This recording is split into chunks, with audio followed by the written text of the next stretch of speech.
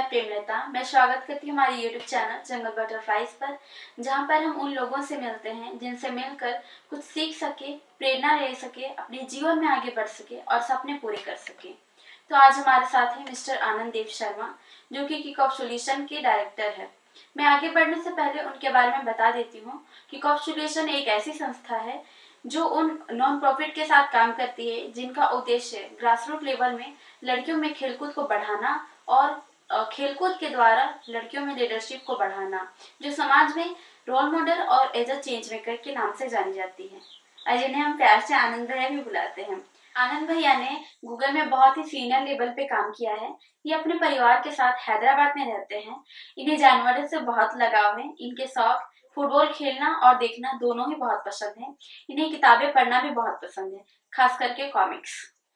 तो चलिए इनसे मिलकर इनके बारे में और जानते हैं। अच्छा, वो बोलने से पहले पहले तो आप सबको मैं मुबारकबाद देना चाहता हूँ कि ऐसा एक पहले आइडिया आप लोगों ने सोचा और उसको एग्जीक्यूट करने की क्षमता रखी। बहुत सारी जगहों पे कोई चीज कोई सोचते हैं और उसके बारे में सोचते ही रह जाते हैं, बट आप लोगों ने हिम्मत दिखाई और एक्चुअली में उसको करके दिखाया। मेरी हिंदी बहुत अच्छी नहीं है। मैं बचपन में हिंदी बोलता नहीं था क्योंकि हम लोग बंगाल में थे, तो मेरी हिंदी में बीच बीच में शायद कुछ शब्द अंग्रेजी के आ जाएंगे, तो मैं कोशिश करूंगा जहां तक हो सकता है हिंदी में ही बोलने की। बट अगर कोई वर्ड्स अंग्रेजी के आ गए तो उसके लिए माफ कीजिएगा मुझे। तो एक तो मुझे बहुत अच्छा लग रहा है यहाँ पे आके, और जो जो चीजें इंट्रोडक्शन में आपने कही वो शायद उसकी मैं योग्य नहीं हूँ, ना ही मैं इंस्पायरिंग कुछ कर किया हूँ। यहाँ पे सीखने आया हूँ, और अगर कुछ इंस्पायरिंग हो रहा है तो आप लोग कर रहे हैं, और आप लोगों के वजह से हमें एक मकसद मिल रहा है कि आप जैसे लड़कियों के द्वारा हम लोग लड़कियों और लड़कियों के लिए एक प्लेटफॉर्म खड़ा करें, जिससे कम से कम जो लीडरशिप की जरूरत है तो आपकी उदाहरण से और लड़कियां सीखें। तो जो आप कर रहे हैं उसके लिए शुक्रिया, और मुझे यहाँ पे मेरी ये निमंत्रण के लिए बहुत बहुत शुक्रिया। वो सवाल पे आते हैं, तो सवाल था कि किताबें कौन सी पसंद है। किताबों में मैं पहले कहूंगा कि भले ही मुझे नॉवेल्स पसंद है, मुझे मजा बहुत आता है कॉमिक बुक्स पढ़ने में। और कॉमिक्स में भी एक खास कॉमिक की सीरीज है कैल्विन एंड हॉब्स नाम की, जहाँ पे एक छोटा बच्चा और उसकी इमेजिनरी टाइगर के बारे में कहानी होती है, जहाँ पे कोई रेस्ट्रिक्शन नहीं है, वो जैसा उसकी जिंदगी में जैसा सोचना चाहता है वैसा सोच सकता है। तो मुझे वो बुक्स बहुत अच्छी लगती है। नॉवेल्स में मेरी फेवरेट नॉवेल मुझे बचपन में पढ़ी हुई थी जेफरी आर्चर की एज द क्रो फ्लाइज। तो पता नहीं उससे कुछ रिलेशन है कि नहीं, बट मुझे क्योंकि वो कहानी जैसे बना था वो नॉवेल, मुझे उस समय बहुत अच्छा लगा था पढ़ना। बट आप लोग अपने बारे में भी बताएं, तो क्योंकि मैंने एक चेतावनी दी थी कि कुछ कुछ जगह पे मैं उल्टा सवाल करूंगा। तो जैसे मुझे पसंद है सबसे ज्यादा बुक्स पढ़ना या फुटबॉल देखना, आपको सबसे ज्यादा क्या पसंद है? प्रेमलता, आपसे शुरू करते हैं। आपको क्या क्या सबसे ज्यादा पसंद है करना? मुझे तो वैसे सबसे ज्यादा करना, जब मैं मतलब अपनी फीलिंग्स शेयर करना और फिर लोगों को समझना, उनसे बातें करना, मुझे ये सबसे ज्यादा और बहुत ही अच्छा लगता है। क्योंकि जब मैं बातें करती हूँ उन लोगों से तो उनकी एक्सपीरियंस को जान पाती हूँ, समझ पाती हूँ, तो ये मुझे सबसे ज्यादा अच्छा लगता है। बहुत अच्छा। और कोई बताना चाहेगा अपने अपने बारे में, क्या सबसे अच्छा लगता है आपको? ऑप्शनल है अगर आपको शेयर करना। मुझे तो सबसे ज्यादा मैं इन दिनों मतलब मैं दूसरों को हेल्प करना, मतलब मुझे सबसे ज्यादा अच्छा लगता है एक दूसरे को। पता भी चलता है। Very good. और मुझे मतलब मैं कुछ भी अगर सीखूं तो मुझे जनरली बच्चे लोगों के साथ टाइम स्पेंड करना और उन्हें सिखाना बहुत अच्छा लगता है। आपने अपने करियर गोल में भी डाला था ना, चलिए उससे भी बात करेंगे। आप कहिएगा। मुझे जो मैं प्रैक्टिस करती हूँ और जो मैं सीखती हूँ उसको अपने टीम को सिखाने में बहुत अच्छा लगता है। Thank you. आप सबने अपने बारे में बताया, पर उसमें खेल कूद के बारे में कोई जिक्र नहीं की, तो मुझे बस इतना ही पता करना है कि आप जब खेलते हैं तो आपको कैसा महसूस होता है। वो वाला थोड़ा सा एक्सपीरियंस बताइए कि आपके लिए कौन सा वाला खेल महत्वपूर्ण है, और जब खेलने के समय आपको आपको जो फीलिंग आती है अंदर से, वो क्या है? मतलब मैं जब दौड़ती हूँ रोड पे तो मैं अपने आप को स्टेडियम में दिख पाती हूँ। मतलब और एक दिन दौड़ने नहीं जाती हूँ तो लगता है कि आज का दिन नहीं कटेगा, मतलब बोरिंग सा लगता है, आलसी भी लगता है। और जैसे मैं कैलिस्थेनिक्स करती हूँ, तो फिर कैलिस्थेनिक्स में मैं जब वर्कआउट करती हूँ सुबह, तो फिर मैं जब मैं कुछ भी एक्सरसाइज करती हूँ जो कि बहुत हार्ड होता है, जैसे अगर पुशअप करती हूँ, हैंडस्टैंड करती हूँ, जिसमें मेरे हाथ के मसल्स काम करते हैं, तो मुझे पता चलता है कि मेरे मसल्स डेवलप हो रहे हैं। और मुझे जब मैं कैलिस्थेनिक्स करती हूँ उस टाइम मैं बहुत एक्साइटमेंट और प्राउड फील के साथ करती हूँ कि क्योंकि कैलिस्थेनिक्स के बारे में झारखंड में शायद ही किसी को पता होगा, और बस झारखंड में ही नहीं, बाहर भी बहुत ही मुश्किल से किसी को पता होता है कि कैलिस्थेनिक्स क्या है। तो फिर मैं चाहती हूँ कि मैं बताऊँ कि कैलिस्थेनिक्स भी एक स्पोर्ट्स है। और ऐसा होता है कि अगर मैं एक्सरसाइज ना करूँ तो बिल्कुल मैं पूरे दिन सोचते रहती हूँ कि मैंने आज एक्सरसाइज नहीं किया, मैंने आज एक्सरसाइज नहीं किया। ऐसे में अगर मैं क्लास में भी रहती हूँ तो बस पढ़ा रही है और मेरा ध्यान यही रहता है कि मैंने आज वर्कआउट नहीं किया, मेरे मसल्स खत्म हो रहे हैं ऐसे। तो मैं हाँ और जैसे कि मैं फुटबॉल खेलती हूँ तो अगर एक दिन भी मिस हो गया तो बहुत अजीब लगने लगता, आज नहीं खेलने पर मन नहीं लगता, कुछ भी काम में मन नहीं लगता, इनफैक्ट पढ़ाई में भी मन नहीं लगने लगता है। और कहीं पे रिलेटिव्स के घर जाना रहता है तो मैं पहले बोल देती हूँ मुझे शाम तक वापस आना है घर। और जब भुवनेश्वर गए थे वहाँ पे भी प्रैक्टिस को देख के खुशी हो रही थी। मतलब वहाँ पे इतना दिन तक प्रैक्टिस नहीं कर रहे तो थोड़ा अच्छा नहीं लगा था, लेकिन फिर भी अच्छा लगा। स्टेडियम में वर्ल्ड कप मैच देखे, वो तो बहुत ही अच्छा था, बट इंडिया को हारती हुए देखा तो मैंने वो अच्छा नहीं लगा। फिर तभी मैंने डिसाइड किया था कि फिर ये गलती दोबारा हम लोग नहीं करेंगे। वैसे तो क्वेश्चन हमारे पास बहुत ही ज़्यादा है और समय बहुत ही कम, तो फिर हम लोग क्वेश्चन पे आते हैं। मेरा क्वेश्चन ये है कि आपने गूगल में इतना दिन काम किया था, उसके बाद फिर अभी आप स्पोर्ट में काम कर रहे हैं, तो ये क्या आपका बचपन से सपना था स्पोर्ट में काम करने का? नहीं, बिल्कुल नहीं। मुझे तो कभी भी पता नहीं था मुझे करना क्या है, बचपन में भी नहीं, अभी भी नहीं। बचपन में मैं पढ़ाई में बहुत खराब था, कहीं पे एडमिशन ही नहीं मिलता था, तो मुश्किल से एक के बाद एक करते करते बहुत जगह पे ठोकर खाते हुए नौकरी मिली थी। तो मैं बहुत खुशकिस्मत था। गूगल में भी शुरुआत में मिली नहीं, 2-3 बार उन्होंने मुझे रिजेक्ट कर दिया, फिर बाद में थक हार के उन्होंने मुझे नौकरी दे दी। तो मैंने वहाँ पे 14.5 साल बिता दिया। पर उस दौरान मेरी बीवी नॉन प्रॉफिट सेक्टर में, डेवलपमेंट सेक्टर में काम करती है, और कई जगहों पे अपने फील्ड ट्रिप्स पे जाती है, जो कि बहुत रिमोट एरियाज में है। ऐसे कई कई जगह है जहाँ पे गांव भी नहीं, बस छोटा सा बसेरा है। तो मुझे शुरू में उनके साथ घूमना अच्छा लगता था, और शुरू में सच कहूँगा तो मुझे थोड़ा फिक्र होती थी जब उनके साथ जाता था। तो जब उनके साथ घूमने लगा तो मुझे महसूस हुआ कि एक्चुअली में हम लोग जो लाइफ जी रहे थे, जहाँ पे ऑफिस जाते थे वापस आते थे, लग रहा था कि कुछ मतलब का कर रहे थे, तो उसमें उतना मजा कम आने लगा। और मुझे जो बाहर के एक्चुअल प्रॉब्लम्स हैं, उन प्रॉब्लम्स में थोड़ा सा, जिसको कहते हैं इमर्सिवली, उनको समझने में ज्यादा मजा आने लगा। तो ये कई साल, 8 साल से मैं कर रहा हूँ, तो ऐसे देखा जाए तो काफी दिन लग गए ये समझने में कि मुझे इसमें ज्यादा समय बिताना चाहिए। तो और सच जो बताऊं कि अभी भी मुझे पूरी तरह से यकीन नहीं है कि एग्जैक्टली कैसे होना है, पर इतना मुझे पता है कि मुझे और जानना है और सीखना है, तभी मैं यहाँ पे भी आप लोगों के बीच में मौजूद हूँ।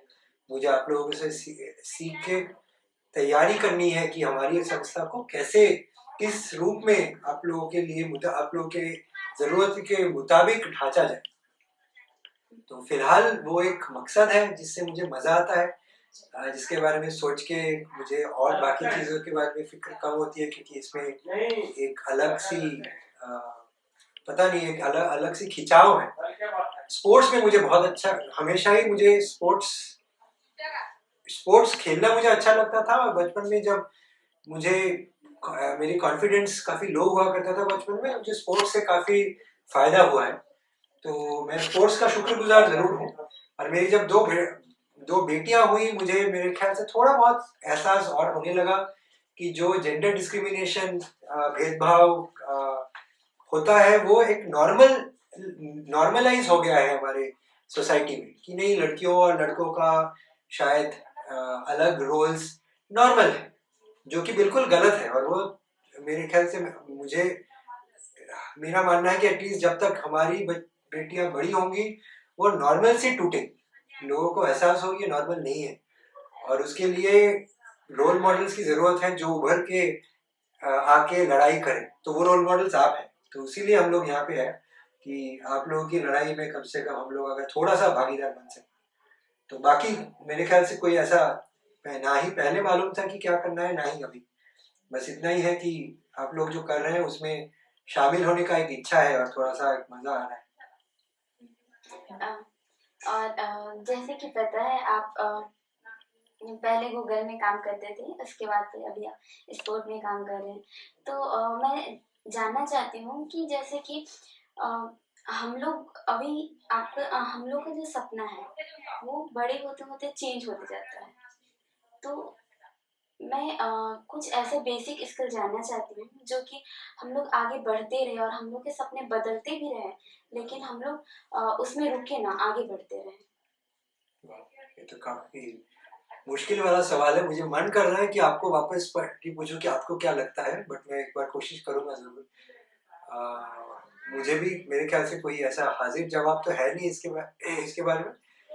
बट आप लोग सब उभर रहे हैं लीडर्स बन के, तो मैं शायद उस तरफ से ज्यादा सोचना चाहूंगा।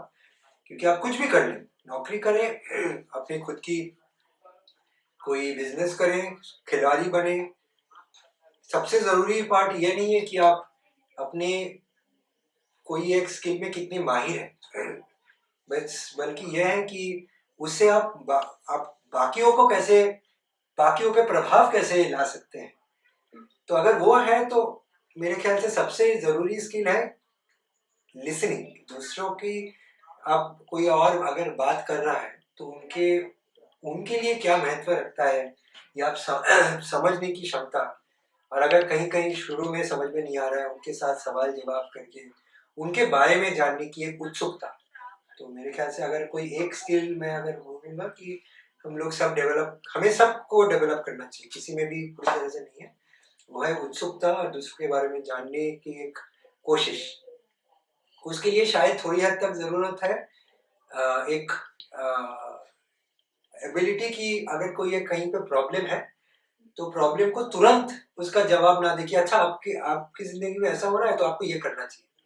तो प्रॉब्लम सॉल्विंग की एक जो क्षमता है, जो आप लोगों ने भी हमारी जो सॉल्व निंजा प्रोग्राम में भी सीखी है, कि पहले प्रॉब्लम को डिफाइन करो, उसको समझो, कौन इफेक्ट हो रहा है या क्या है, उसके बारे में कोई चीजें एक्सपेरिमेंट के तौर से कोशिश करो, फिर सोल्यूशन पे। तो वो प्रॉब्लम सॉल्विंग स्किल्स, जहाँ पे हम लोग दूसरों की प्रॉब्लम्स एज्यूम ना करके उसको समझने की कोशिश करके वो डिफाइन करें। तो मेरे ख्याल से पहला वाला कि जिसके मेरे ख्याल से इंग्लिश में कहते हैं एम्पैथी, दूसरों के बारे में समझना जानने की एक क्यूरियोसिटी। और दूसरा है एक्चुअल प्रॉब्लम सॉल्विंग स्किल्स, जहाँ पे हम किसी प्रॉब्लम को डिफाइन करके उससे पीछे ना हट के किसी कोई चीज ट्राई करें, एक्सपेरिमेंट करें, चाहे भले ही वो कभी कभी फेल हो। तो मैं तो शायद ये दो चीज पे ही गौर करूंगा, सबको जिसकी जरूरत है शायद। Thank you. तीसरा सवाल कौन करेगा? हाँ, मैं कर रही हूँ। तो जैसे आपने बताया कि आपने गूगल में भी बहुत साल काम किए, तो मैं जानना चाहती हूँ कि आपने इतने साल काम किए, तो मैं आपकी एक्सपीरियंस जानना चाहती हूँ कि आपके एक्सपीरियंस क्या थे। अच्छा, मुझे पता नहीं, मैं गूगल के बारे में एक्सपीरियंस बताना चाहूँगा कि इस पूरी जिंदगी का, क्योंकि 14 साल मैंने गूगल में जब नौकरी की, तो तजुर्बा काम पे भी था, काम के बाहर भी था। तो मैं चाहूँगा कि उस दौरान का दोनों पहलू को थोड़ा सा अगर बताऊँ। तो पहले गूगल के बारे में खत्म करते हैं। तो गूगल बहुत अच्छा संस्था है। मेरे ख्याल से मैं बहुत खुशनसीब हूँ, क्योंकि मुझे ऐसी जगह पे नौकरी करने की एक मौका मिला है, क्योंकि ना सिर्फ वो बहुत सारे ऐसे बहुत टैलेंटेड लोगों के बीच में काम करने का एक मौका मिलता है, बल्कि एक बहुत सारी छूट मिलती है कि तुम्हें काम करना है तो अपने स्टाइल में करो। ऐसा नहीं कि किसी और के जैसे बनना है।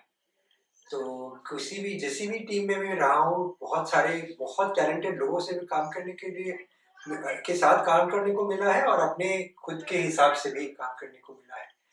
और ये भी मौका मुझे मिला है कि अपने नॉन प्रॉफिट या अलग पैशन, मैं फुटबॉल भी खेलता था ऑफिस से जाके, नॉन प्रॉफिट भी चलाता था, अपने बच्चों के या जन्मदिन या कोई शुभ अवसर पे टाइम पे घर भी पहुंचता था। तो मुझे वो सब सारी सुविधाएं मिली है, तो मैं बहुत शुक्रगुजार हूँ उस चीज़ के लिए। पर इस दौरान जो मैं गूगल में रहा हूँ, मेरी काफ़ी सारे चीज़ें जो शायद डिफाइनिंग रहे हैं मेरी ज़िंदगी के लिए, वो एक तो मैं इससे थोड़ी देर पहले कहा, मेरी बीवी जगह जगह जहाँ पे जाती थी मुझे भी साथ जाने का मौका मिला है, और मेरी दोनों बेटियां इस दौरान बड़ी हुई। मेरी बड़ी बेटी 2009 में और मेरी छोटी बेटी 2016 में, दोनों गूगल में मेरी नौकरी के दौरान। और उस समय क्योंकि वो बड़े हो रहे थे, और गूगल में काफ़ी सारे डिस्कशंस में हिस्सा लेने का एक मौका मिला था, जिसमें जो वहाँ पे कहते हैं डाइवर्सिटी, इक्विटी और इंक्लूशन, कि कोई भी भेदभाव ठीक नहीं है, भले ही वो जात पात पे हो या फिर जेंडर के बेसिस पे हो, और अगर है तो उसको कैसे आपको खड़ा होना है, उसके खिलाफ बातचीत करना है। तो ना सिर्फ ये नौकरी के स्कोप में, बल्कि जिंदगी में, कि मुझे घर पे भी काफी महसूस हुआ, जो कि शायद बड़े होते हुए मैंने या तो गौर नहीं किया था, या तो क्योंकि मैं अफेक्टेड नहीं था, क्योंकि हमारे घर में भी पैट्रियार्की है। मेरे घर पे भी ज्यादातर घर की काम काज मेरी मम्मी दीदी इन्होंने किया है, और मैं चुपचाप बैठ के शायद फुटबॉल देखता था या फिर बाहर चले जाता था। घर में बहुत कम घर का काम करने में हिस्सेदार बहुत कम रहा। पर वो मेरे ख्याल से वो सारी डिस्कशंस के वजह से, और मेरी गूगल के में वो डिस्कशंस और मेरी बेटियां बड़े होने के वो एहसास की वजह से मुझे काफी ज्यादा वो खनकने लगी बात कि ये अगर गलत है तो या तो मैं वो गलती के साथ जी सकता हूँ, या तो एटलीस्ट कम से कम वो उसके बारे में अगर बुरा लग रहा है तो कुछ कोशिश कर सकते हैं। तो मेरे ख्याल से वो गूगल के नौकरी के दौरान वो जो एक्सपीरियंस था वो मुश्किल भी था कुछ हद तक, क्योंकि जो बिहेवियर बचपन से बिहेवियर एक बदलना मुश्किल है। जैसे बड़े होते हैं एक एज के बाद बदलना मुश्किल है, बट जरूरत महसूस हुआ ये कुछ बदलाव अपने में और परिवार में लाने की जरूरत है। अभी भी मैं वो मेरे ख्याल से जर्नी में हूँ, अभी भी बहुत कम ही मेरे ख्याल से भागीदार हूँ घर पे, बट कोशिश जारी है कि बढ़े। तो मेरे ख्याल से ये दो पहलू हैं गूगल में और उसके बाहर की जिंदगियों का, ये पिछले 14 साल का। बट क्योंकि दो सवाल थे गूगल के बारे में, मैं बस इतना ही कहूँगा कि हाँ बहुत अच्छा था वो एक्सपीरियंस, बट मेरा ज़्यादा बड़ा आइडेंटिटी मैं मानना चाहूँगा किक ऑफ सॉल्यूशंस की तरफ से है, कि क्योंकि उसके वजह से ये सारे सोच विचार जो हो सके, क्योंकि आप लोगों से मुलाकात का मौका किक ऑफ सॉल्यूशंस की वजह से हुआ, मुझे ये सब बातचीत घर में करने का मौका भी किक ऑफ सॉल्यूशंस की वजह से हुआ, क्योंकि ये काफ़ी सारे एहसास मुझे उस वजह से ज़्यादा मिला है। तो मैं यही कहूँगा कि हाँ मेरे दोनों ही मेरे आइडेंटिटी के हिस्से हैं, बट मेरा ज़्यादा कोर आइडेंटिटी जो कि शायद अभी मैं जीने की कोशिश कर रहा हूँ किक ऑफ सॉल्यूशंस के तौर से है। तो उस दौरान 8 साल से सॉल्यूशंस में भी मैं रहा हूँ, 14 साल से गूगल, 8 साल से सॉल्यूशंस, बट वो ज़्यादा स्ट्रॉन्ग बनता गया जिस वजह से मैंने शायद छोड़ने की वो डिसीजन ले सके। सॉरी, मुझे पता नहीं ये आपके सवाल का जवाब की तरफ से बैठ रहा है कि नहीं, बट मैंने सोचा कि शेयर कर दूं एक्सपीरियंस। Thank you. मैं जानना चाहती हूँ कि मतलब किक ऑफ के द्वारा लड़कियों को मतलब विकास को क्यों इतना मतलब आप महत्व देते हैं? क्यों का तो कोई मेरे ख्याल से अब है नहीं, क्योंकि अ, कैसे पे शायद मैं बोलना चाहूंगा, बट मेरे ख्याल से सोशल एक सामाजिक बदलाव की जरूरत है। क्योंकि हम लोग जो नॉर्मलसी की बात कर रहे हैं, क्योंकि हमने ऑलमोस्ट हम लोगों ने एग्री करने लगे लगे थे कई लोग कि हाँ कि लड़के लड़कियों में फर्क है, कि उनकी लड़कियों को घर में रहना चाहिए, लड़कों को बाहर, जो कि हर तरीके से गलत है। पर तो अगर गलत है तो वो बदलाव कौन लाएगा? या तो हम सोच सकते हैं कि अच्छा हमें लगता है ये गलत है, तो समाज के कई लोगों को बदलने की जरूरत है क्योंकि हमें लगता है। या तो जो सबसे ज्यादा अफेक्टेड है उनकी हम आवाज सुन के उनकी आवाज को समाज तक पहुंचाए, और उन लड़कियों को जो अफेक्टेड है वो खुद इस सामाजिक बदलाव के सबसे बड़े भागीदार बने, वो चेंज लाके। तो हमें लगता है कि अगर चेंज की जरूरत है, तो क्योंकि हमें लगता है कि चेंज की जरूरत है, वो चेंज नहीं होगी। चेंज तब होगी जब उसमें वो भागीदार बन के वो लड़कियां चेंज लाए, क्योंकि वो सबसे बड़े ज्यादा अफेक्टेड है और समाज को जरूरत है उनकी लीडरशिप की।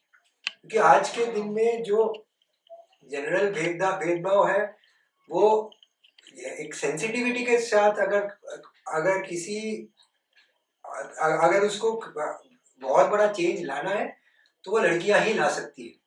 तो शुरुआती तौर से इसलिए मैं कह रहा हूँ कि वो क्यों का जवाब मेरे पास है नहीं। मुझे लगता है कि वो तो एक अज्यूम है कि वो लड़कियों को लाना ही है।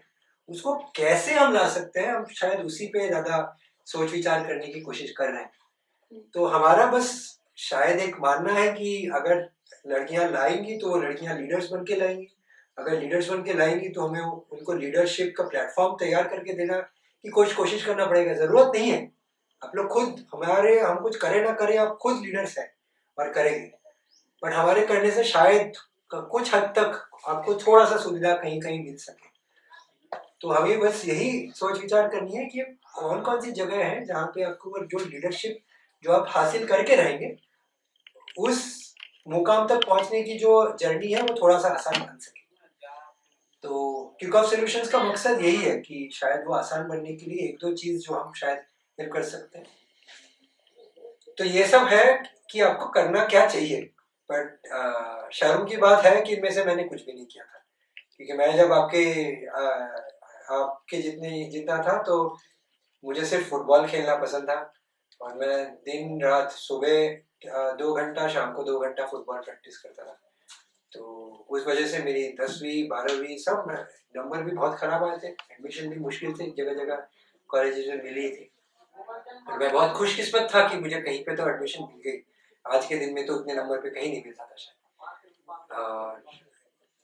एक के बाद एक नौकरी की भी मुश्किल से मिली थी, बट एक दो जगह नौकरी करने के बाद मैंने एक जगह एमबीए किया था, जिसके वजह से एक बड़ी नौकरी मिली थी। तो उसके बाद एक के बाद एक नौकरियां थोड़ी सी आसानी से मिली। भले ही ये भी बात सही है कि मुझे, जैसे गूगल की बात आप कर रहे थे, 3-4 बार अप्लाई करने के बाद मिली।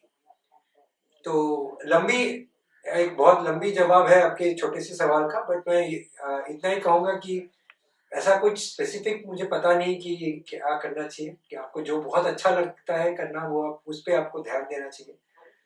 और भले ही किसी चीज में कभी टेम्पररी फेलियर हो, टेम्पररी में इसलिए कह रहा हूँ कि कोई भी फेलियर टेम्पररी होता है, तो हम सबकी जिंदगी में कभी ना कभी तो चुनौतियां आएंगी और फेलियर्स भी होंगे। हर चीज में सब हमेशा कामयाब नहीं होंगे, बट उसमें पॉजिटिव रहना जरूरी है। कि आपको अगर मालूम है कि आपको क्या चाहिए, आपको आगे बढ़ते रहना है और आगे ही देखना है। ये नहीं कि इससे पहले क्या हुआ क्या नहीं हुआ, आपको सोचना है। तो आप अगर अगले हर साल आपकी पढ़ाई है, आपकी अगर 10वीं की एग्जाम्स है, तो आप 10वीं की एग्जाम के बारे में सोचिए कि आप उसमें क्या क्या चीज़ों में आप बहुत अच्छा कर रहे हैं, उन चीज़ों पे ज़्यादा ध्यान दीजिए और अपने करियर के बारे में डिस्कशन जारी रखिए। बट फिलहाल के लिए मेरे ख्याल से 10वीं की पढ़ाई अच्छे से कर लीजिए। तो मेरे पास इसका अच्छा जवाब है नहीं, क्योंकि मैं अपने टाइम पे मेरे ख्याल से तो सही नहीं किया था। तो मैं मैं आपको बोलने के लिए कोई हकदार नहीं हूँ क्या करना चाहिए। हमारे पास शायद एक ही जवाब सवाल का समय है और वो सवाल करने वाली है प्रेरणा। तो ऐसे अगर हम लोग बात करते जाएंगे तो सवाल तो आते ही जाएंगे, लेकिन ये हमारा लास्ट सवाल है। तो अभी जैसे कि हम लोगों को बहुत कोई देख रहे हैं, लड़के लड़कियां युवा बहुत सारे लोग हम लोग को देखेंगे, तो आप उन लोगों को क्या मैसेज देना चाहेंगे? जो लड़कियां देखेंगे कि जो कम्युनिटी के और बड़े बुजुर्ग उनको लड़कियों को खासतौर से कह रहे हैं। हाँ, क्योंकि वो आने वाली जनरेशन में वही मतलब वो, क्योंकि इसमें रिसर्च के थ्रू उनपे वो इंस्पायर होंगे और फिर मतलब ये मैसेज सबके ही लिए है वैसे। बहुत अच्छा सवाल है और मैं समझ सकता हूँ ये आपका सीक्रेट सवाल क्यों था, क्योंकि इसमें काफी लोडेड जिसको कहते हैं कि इसमें शायद सोच विचार के की जरूरत भी पड़ेगी। मैं शायद अपना खुद के तजुर्बे से जवाब देना चाहूंगा। बहुत कुछ प्रोफाउंड जवाब नहीं है। मेरा मानना है कि सबको खेलना चाहिए और बाहर निकल के या फिर घर में खेलना इसलिए चाहिए क्योंकि हमें अगर एक दूसरे को रेस्पेक्ट करना है तो वो रेस्पेक्ट की सबसे बड़ी सीख हमें खेल कूद से मिलती है। और क्योंकि आप या तो चेस खेल रहे हैं या फिर आप स्पोर्ट्स में भाग रहे हैं या फिर फुटबॉल खेल रहे हैं, आप हमेशा ही मैदान में उतरते हैं या फिर कोई स्पोर्ट्स खेलते हैं, सामने वाले को रिस्पेक्ट करें। और मेरे ख्याल से आप लड़के हो या लड़की, ये जरूरी है कि हम लोग एक दूसरे को रिस्पेक्ट करना सीखें, एक दूसरे के बारे में और उनके सोच विचार के बारे में जानने की उत्सुकता पैदा करें। और वो स्पोर्ट्स के माध्यम से इसलिए होती है क्योंकि स्पोर्ट्स हमें एकजुट बन के और बाकी सब कुछ भूल के, ये नहीं कि आप कौन से बिरादरी से हो, कौन से जात से हो, कौन से जेंडर से हो, एकजुट होके एंजॉय करना सिखाता है और एंजॉयमेंट के थ्रू एक दूसरे की रिस्पेक्ट करना सिखाता है। तो मैं तो इतना ही चाहूंगा कि आप किसी भी एज के हो, भले ही आप 10 साल के हो या 25 साल के हो या 50 साल के हो, हम सबको खेल कूद में रुचि रखनी चाहिए और उसके थ्रू एक दूसरे की रिस्पेक्ट करनी सीखनी चाहिए। बस यही इतना ही था मेरे दिमाग में अभी फिलहाल के लिए। बहुत बहुत थैंक यू भैया कि आप शुरू से लेके अभी तक हम लोग के साथ बने रहे और मतलब बहुत ही ज्यादा जितना बोलूं थैंक यू उतना कम है, क्योंकि पहली बार फेस टू फेस हम लोग मतलब इतना हमारे चैनल के लिए इतना कर रहे हैं और किसी से इतना क्वेश्चन पूछ रहे हैं, तो मतलब थैंक यू। नहीं, उल्टा अगर थैंक यू कहा जाएगा तो मैं थैंक यू कहना चाहूंगा, सिर्फ किक ऑफ सॉल्यूशंस के तरफ से नहीं, बल्कि मेरे ख्याल से युवा पीढ़ी के तरफ से, जिससे होपफुली आप लोगों की ये वीडियोस से काफी प्रेरणा होपफुली मिलनी चाहिए। आगे भी बहुत सारे और वीडियोस बने और यहाँ पे मेरे ख्याल से आप लोग हैं, बट कैमरा के पीछे भी जो है मेरे ख्याल से आपको क्रेडिट शेयर करना चाहिए इस इनमें किन का योगदान है। अगर आप एक एक करके नाम भी गिना दें तो मेरे ख्याल से ये वीडियो का अंत आइडियली वैसे होना चाहिए कि कौन शामिल था ये सोचने में, कॉन्सेप्ट और आज के वीडियो तैयार करने में। एक बार बता दीजिए वीडियो पे किस को क्रेडिट मिलनी चाहिए। वैसे तो ये क्रेडिट पूरा आहान फैमिली को ही जाता है, क्योंकि सभी लोगों ने अपना अपना योगदान दिया है। सभी लोग का सोचना था, सभी लोग ये क्वेश्चन नहीं इस तरह से, सब कोई अपने अपने आइडियाज और क्वेश्चन ला रहे थे, तो ये क्रेडिट सभी को जाता है, इनफैक्ट आपको भी, क्योंकि आपने वो क्वेश्चन को हमारे समय मतलब समझा और फिर हम लोगों का जो क्वेश्चन था उन्हें आपने बहुत अच्छे से समझा और हम लोगों को बताया, तो ये क्रेडिट सभी को जाता है वैसे तो पूरी आन परिवार को फिर बहुत बहुत शुक्रिया सबको ये सोचने के लिए कि ऐसा कुछ बन सकता है। और आप सबको थैंक यू वेरी मच, बहुत मजा आया मुझे तो। होपफुली ऐसे और वीडियोस बने। आप सबको all the very best. Thank you.